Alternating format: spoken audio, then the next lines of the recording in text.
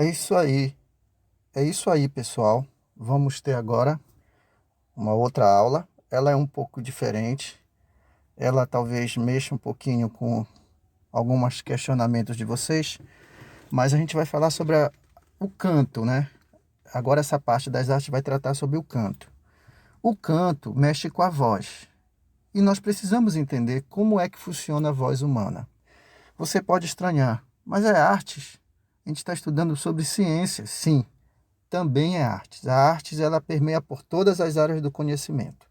E para que a gente possa entender como funciona o canto, a gente precisa entender como funciona a nossa voz. Então vamos entender como é que funciona a estrutura da nossa voz. Vamos lá, prestando atenção. Esse sistema ele é constituído por três aparelhos: o aparelho respiratório, o aparelho fonatório e o aparelho articulatório. Aparelho respiratório é basicamente constituído pelos pulmões e traqueia, seguindo o canal da faringe até as nossas fossas nasais. Mas como no canto a gente tem um trabalho com muito mais foco na pressão do ar, no apoio que a gente exerce com ele, então a gente também vai incluir costelas, em especial as últimas, que são nossas costelas flutuantes, que tem um maior poder de expansão. Toda a nossa musculatura intercostal e, por fim, o diafragma. Então esse conjunto, ele se contrai e ele expande nossa caixa torácica, controlando a pressão e o apoio do nosso ar, para que depois haja a emissão, que vai passar justamente pelo nosso segundo aparelho, que é o aparelho fonatório. Aqui, em nossa laringe, é que o som é produzido. Então nela a gente vê toda a estrutura da caixa da voz. A glote, que é a abertura para as pregas vocais, e a epiglote. A epiglote é essa cartilagenzinha que funciona como um alçapão. Ela fecha a entrada da traqueia para que o alimento tome a via correta na deglutição, que é o esôfago, e para que a gente não engasgue.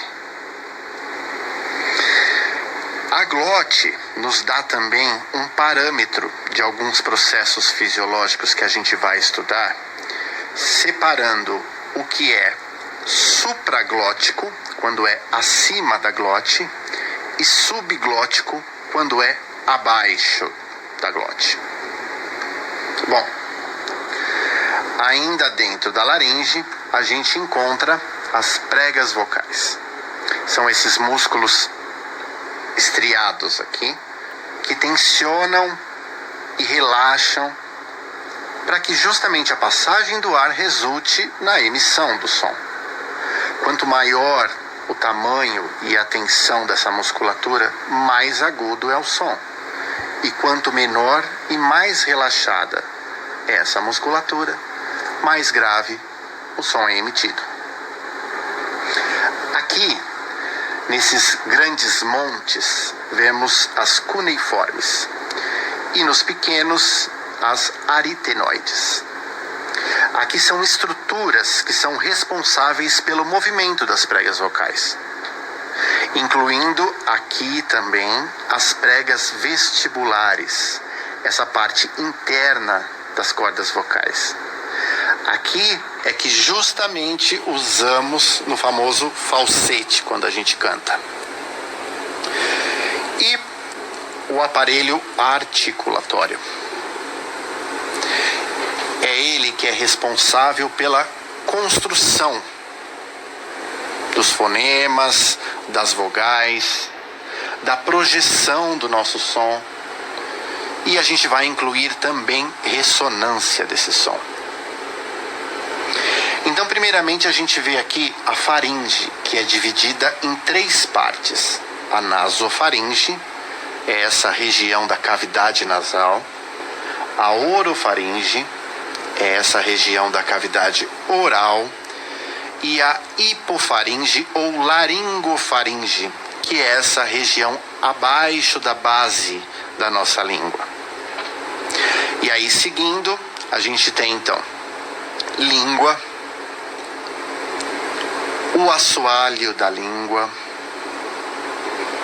os lábios, os dentes, a região alveolar, que está entre os dentes e os ossos da face,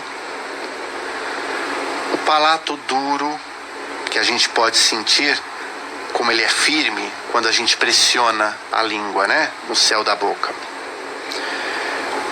O palato mole, que é mais lá atrás, onde a gente sente também com a pressão da língua como é mais macio.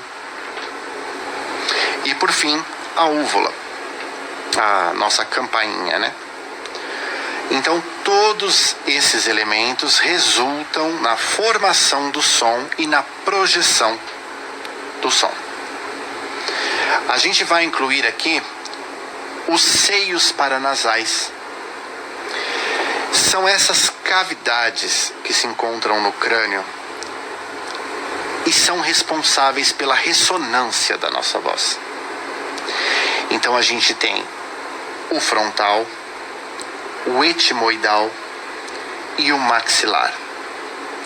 Funciona como o corpo de um violão.